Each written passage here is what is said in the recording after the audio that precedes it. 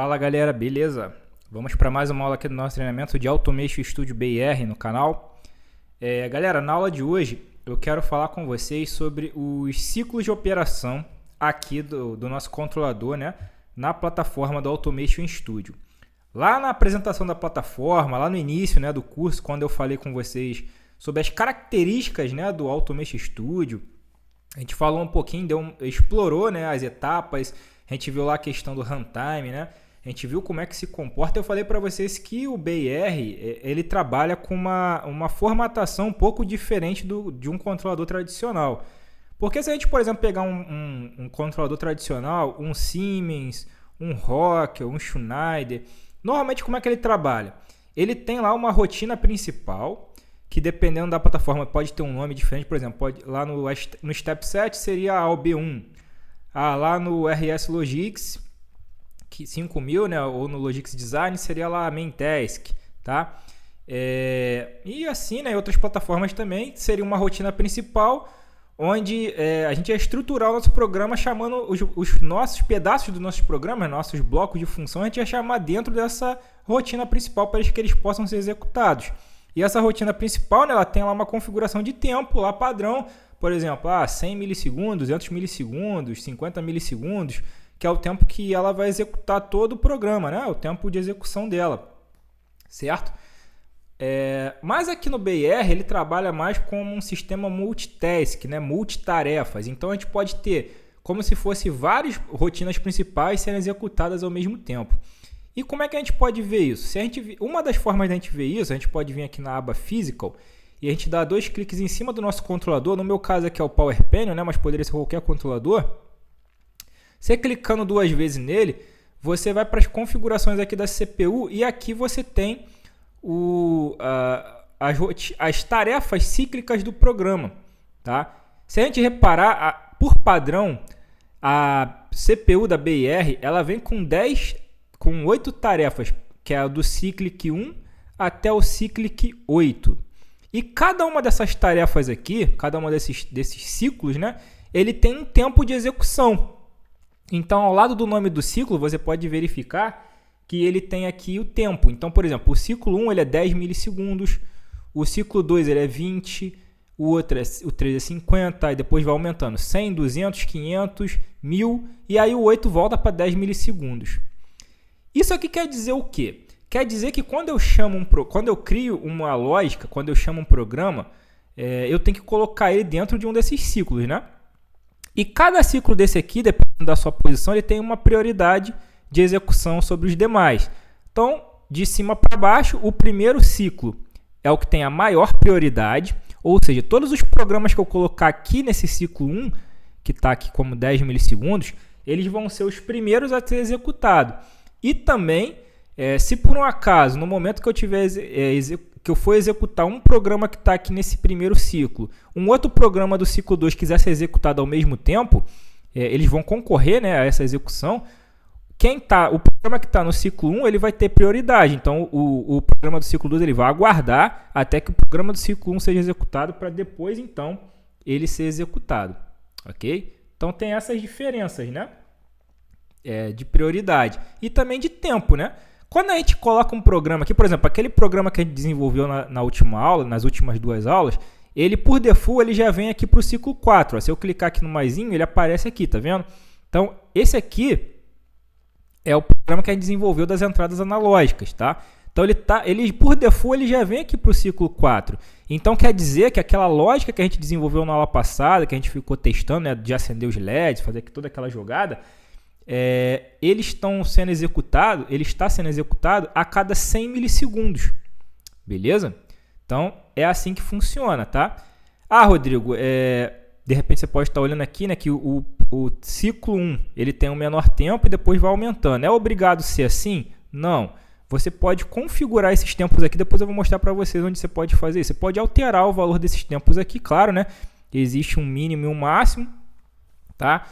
Mas, normalmente o que a gente faz? No ciclo 1, normalmente a gente coloca aqueles programas mais críticos. Por exemplo, se a gente for ter lógicas de servo motor, de acionamento, de motion, né? Geralmente a gente trabalha com esses programas no ciclo 1, tá? Que tem a maior prioridade. Programas menos prioritários, por chamada de receita, alguma coisa assim, a gente pode botar em outros ciclos maiores.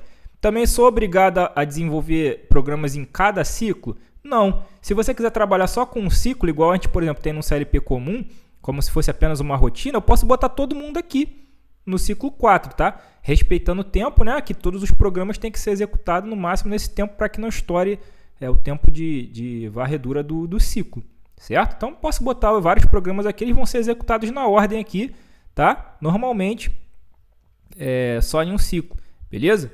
Mas deixa eu fazer o seguinte com vocês, eu vou abrir o help aqui para tentar mostrar como é que funciona mais ou menos o ciclo, para a gente poder entender melhor. Eu vou pesquisar aqui, você pode abrir o help se você quiser, na parte de search, aí você digita assim, ó, Cyclic Program Execution. Opa. Program Execution. E pesquisa. Manda pesquisar. Aí ele vai aparecer algumas informações que abre aqui no Schedule, tá? No Real Time Operation System. Se eu clicar aqui nesse cara, ele vai abrir aqui para mim a informação das minhas testes, né? Como é que funciona a questão da prioridade dos programas e como é que eles são executados. E aqui ele tem até uns exemplos. Então, aqui no exemplo, ó, ele me mostra uma situação onde eu tenho 3 programas desenvolvidos, que ele chamou de Task A, Task B e Task C. E eu tenho, por exemplo, no Task A, ele está sendo chamado no ciclo 3, que é executado a cada 50 milissegundos. Os programas Task B e Task C estão sendo executados no ciclo 4, que é a cada 100 milissegundos. Aí vamos ver como é que funciona a questão aqui da concorrência dos ciclos, né? Como eu falei para vocês, aqui é um sistema operacional multitarefas, né? Então ele vai ser um multitask, ele vai executar vários programas ao mesmo tempo. Então ele tem aqui os intervalos de tempo, tá vendo aqui como a gente tem a divisão aqui de execução, né? É 50 milissegundos e 100 milissegundos. Ele criou aqui um exemplo com uma linha do tempo aqui de a cada 50 milissegundos, né? E aqui é a ordem de execução dos programas. Então vamos lá. O primeiro programa vai ser executado, o Task A. Então ele vai ser executado dentro da faixa de 50 milissegundos, ok?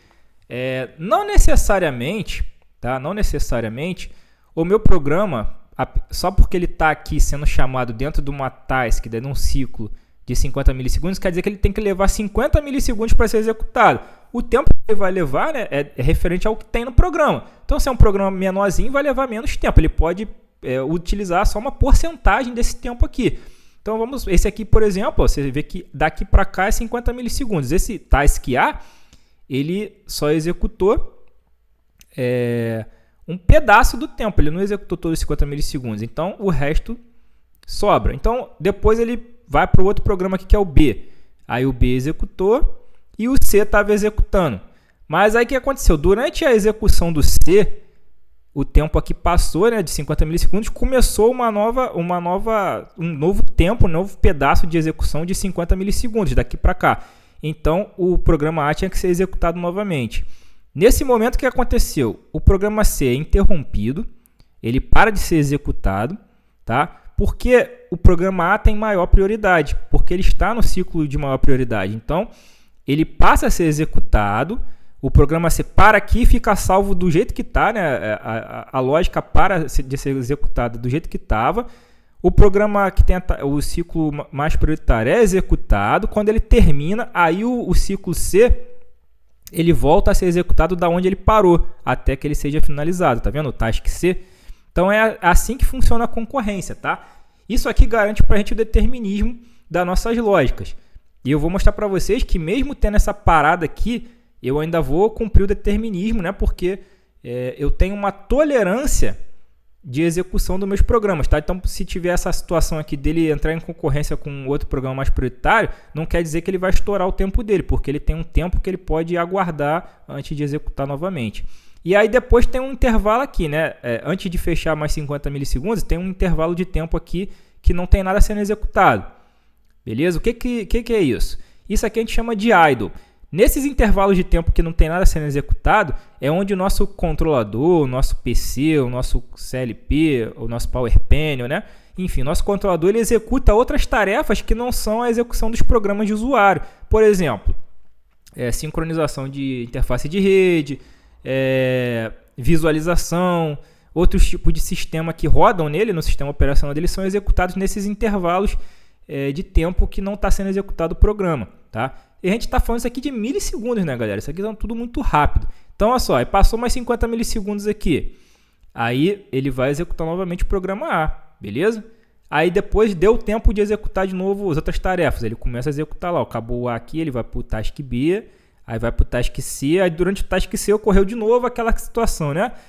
Deu tempo de executar novamente o task A, ele para o task C, interrompe, executa a tarefa mais prioritária, quando ela acaba ele termina de executar a outra tarefa que tinha que ser executada, tá bom? Então é assim que funciona a lógica, né, de ciclo aqui do nosso programa, tá? Aqui tem muita informação, depois se vocês quiserem dar uma olhada aqui na parte de runtime, ó, você tem aqui o ciclo que eu estou falando, né, o início do ciclo, o runtime, aqui o idle, né, que é aquele período que não tem um programa sendo executado, o programa de usuário ele executa outras informações, tá?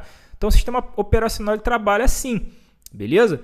E ele tem, né, essa tolerância aqui, que é essa tolerância que garante que eu não vou ter estourado o tempo, né, se dois programas concorrerem lá, tá? Então eu vou fazer o seguinte, eu vou mostrar para vocês onde que fica essa configuração do tempo aqui, tá? Da tolerância e tal. Então vamos pegar, por exemplo, aqui o ciclo 4 que a gente está usando, né, com o nosso programa. Eu vou clicar aqui com o botão direito nele e vou vir aqui nas propriedades. Ele vai para as propriedades da minha CPU, tá? É a mesma coisa que eu vi aqui nas configurações da CPU e clicar. Mas aqui eu cliquei que ele já vai direto. Aqui dentro das propriedades da minha CPU, eu tenho aqui a parte de Resources, tá? E dentro de Resources, eu tenho aqui o Cyclic Task Class. E aqui eu tenho todas aquelas cíclicas que eu mostrei para vocês ali, tá vendo? Os 8 ciclos. Ó. Ele já abriu aqui o 4, que foi o que eu selecionei, né? Mas ele tem aqui os 8 ciclos. Inclusive, aqui eu tenho um número de Resources, né? Eu posso mudar, vamos supor, eu não quero ter 8 ciclos, eu quero ter 4 ciclos só de operação. Se eu clicar, ele vai, e eu validar isso aqui, ele elimina 4 desses caras, tá? Deixa eu ver se eu atualizar aqui, acho que eu tenho que sair e voltar, aí ele some. Ele elimina 4 ciclos, fica só com 4. Agora, eu posso botar mais? Aí ele já não aceita, eu só posso trabalhar de 1 a 8, tá? Então, eu não posso ter mais do que 8 ciclos. Normalmente, eu não mexo nisso aqui, eu deixo ele com os 8 ciclos. E a questão da tolerância, né? Então, vamos lá. Imagina aqui que a duração do meu ciclo, desse 4 aqui, ele está como 100 mil microsegundos, que é a mesma coisa que eu falar que ele tem 100 milissegundos, né? Que é o que está configurado lá na nossa situação. Mas ele tem uma tolerância de 100 microsegundos, 100 mil microsegundos, que é também o mesmo tempo, né? Então, na verdade, esse meu ciclo aqui, ele pode levar entre 100 milissegundos a 200 milissegundos, porque ele tem uma tolerância de mais 100, tá? Então, se por um acaso eu não puder executar esse cara em 100 milissegundos, ele for executado, por exemplo, em 120, 130, por causa que ele concorreu com outro programa lá que era mais prioritário, ele não vai estourar o tempo, não vai dar timeout, né? não vai dar falha na minha CPU, porque ele está dentro da tolerância. Ah, eu posso diminuir essa tolerância? Pode dizer, eu não quero mais 100 milissegundos, eu quero só mais 50 milissegundos. Então, eu posso lá e botar. Na verdade, né, eu teria que igualar ele aqui, né? Eu teria que estar mudando ele aqui em cima ou mudando ele aqui embaixo. Ele, por exemplo, eu vou botar ele para 0 milissegundos. Eu não quero, por exemplo, eu não quero que ele tenha tolerância, eu quero que ele execute em 100 milissegundos. Se ele não executar em 100 milissegundos, né, se os programas que estão dentro desse ciclo 4 não forem executados em 100 milissegundos, eu quero que dê falha, porque esses programas têm que executar em 100 milissegundos. É só botar a tolerância a 0, ele vai respeitar lá os 100 milissegundos, ok? Então, a ideia é essa. Todos os ciclos aqui têm tolerâncias, tá? Da mesma forma que eu também posso alterar aqui os tempos. Tá, esse aqui, por exemplo, o ciclo 1, a duração dele é 10 mil microsegundos, seria 10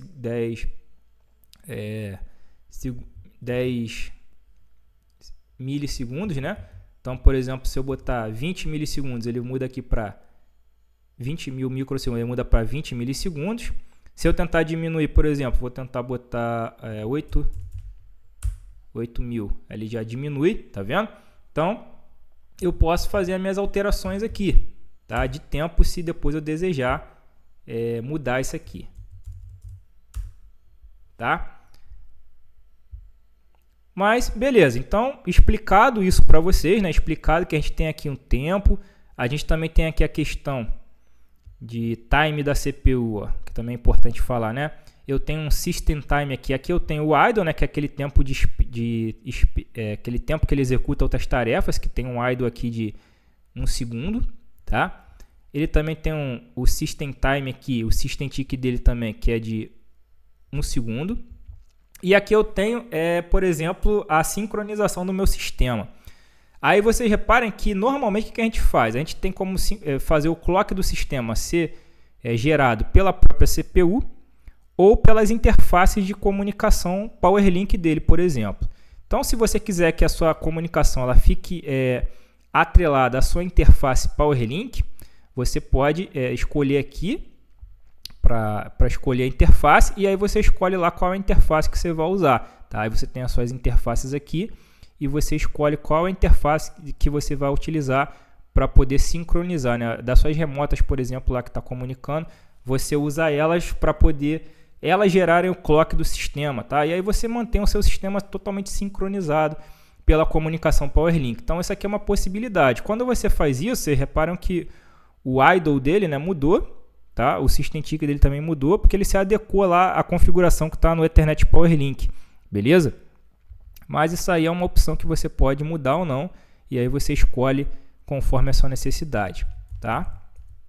Então eu não vou mexer aqui por enquanto, porque o que eu queria mostrar para vocês aqui realmente agora é isso aqui na prática, né? Aqui eu vou fechando aqui, deixa eu voltar, não vou salvar alterações, que eu não quero ter mudado nada. Aqui na questão do ciclo, quando você insere um programa, você também pode escolher, né, em qual ciclo ele vai trabalhar. Não obrigatoriamente porque eu gerei ele foi para o ciclo 4, eu sou obrigado a deixar o meu programa rodando no ciclo 4. Se eu quisesse, por exemplo, que esse programa aqui rodasse num outro ciclo, eu posso simplesmente arrastar ele para outro. Ó. Por exemplo, botar ele aqui no primeiro, cada 10 milissegundos. Eu só arrasto ele vem para cá, tá? E assim para qualquer outro. Mas eu vou deixar por enquanto ele aqui no 4. O que eu quero mostrar para vocês? Vamos lá. Vamos abrir aqui a nossa lógica.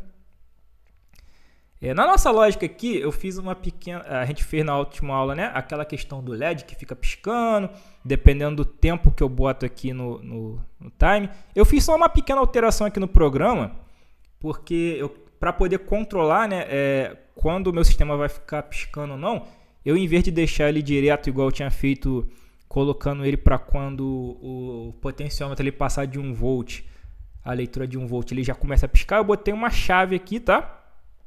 Eu botei ele para ler uma entrada aqui. Eu coloquei uma chavezinha aqui. Se essa chave estiver ligada, ele executa lá aquela situação. Se estiver desligado, ele não executa. Ele deixa tudo desligado para que eu possa controlar melhor essa questão do tempo aqui. Eu deixei ele já fixado aqui mais ou menos em 1 milissegundo, tá vendo? O potenciômetro. E eu vou aqui agora botar ele para rodar. Eu vou botar ele para rodar aqui para a gente poder ver como é que vai ficar a frequência do LED com o meu programa rodando lá naquele ciclo, né? 4, que é o de 100 milissegundos lá. Vamos lá.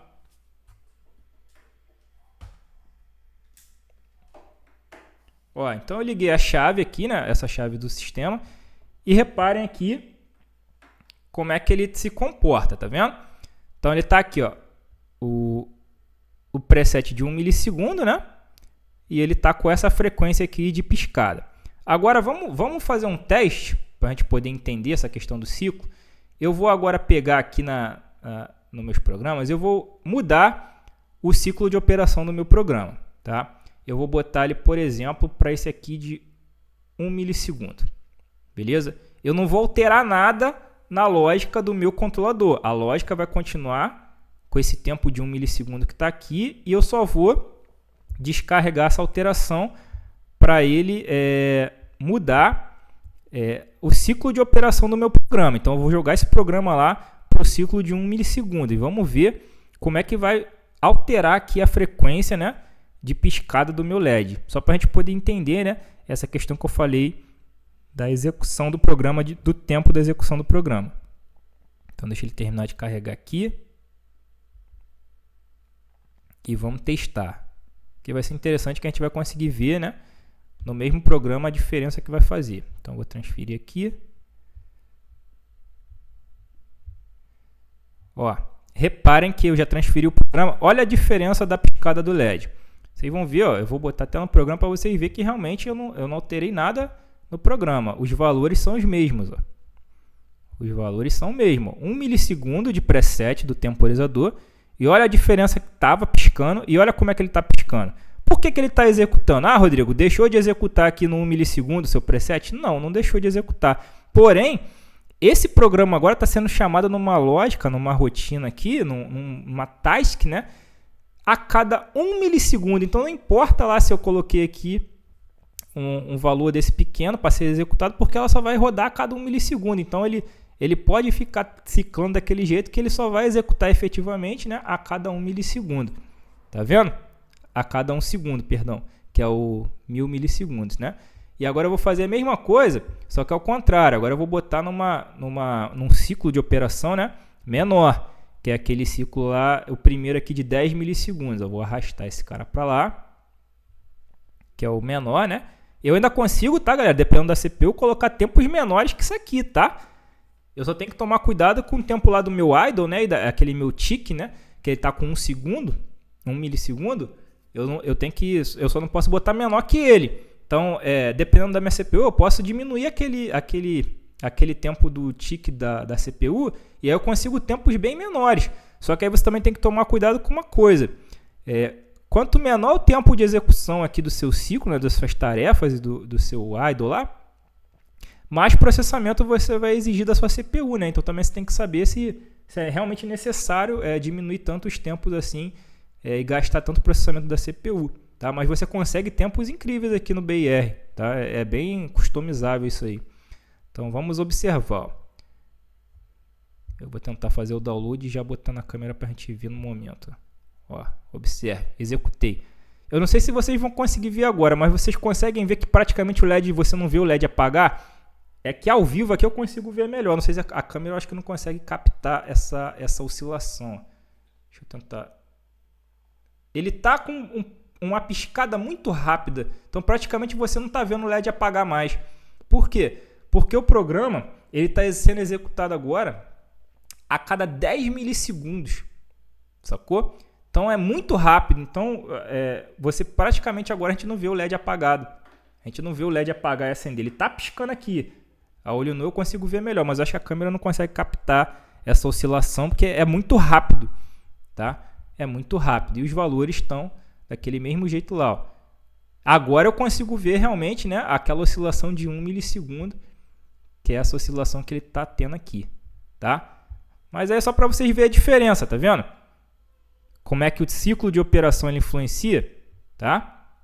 Então é isso aí que são os ciclos de operação. Então na hora que você vai executar você vai desenvolver o seu projeto, é interessante que você conheça bem, né, as características do seu projeto para saber qual é o melhor ciclo aqui de tempo que ele vai se adequar para trabalhar e atender a sua aplicação às necessidades que ela precisa, tá? Mas você pode ter vários programas rodando aqui, cada um rodando num ciclo diferente, tranquilamente, que o seu sistema operacional ele vai gerenciar tudo isso para você. Essa questão de quem vai executar, quem não vai executar, quem tem prioridade, quem não tem prioridade.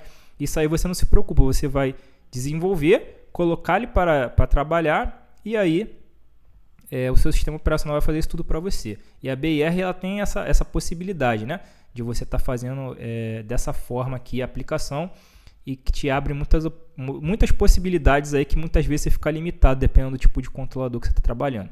Tá vendo? Agora eu voltei para os 100 milissegundos, a gente consegue ver a oscilação novamente. Tá bom?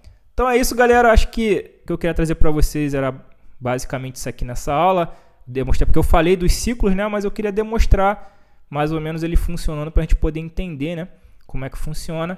Então a gente vai encerrando essa aula por aqui. Na próxima aula a gente volta com mais algum assunto. Espero que vocês estejam gostando da série. Se puder, deixa aquele like aí para fortalecer o trabalho, tá bom? Muito obrigado. E eu espero revê-los aí numa próxima oportunidade. Até mais, galera. Um abraço. Fui.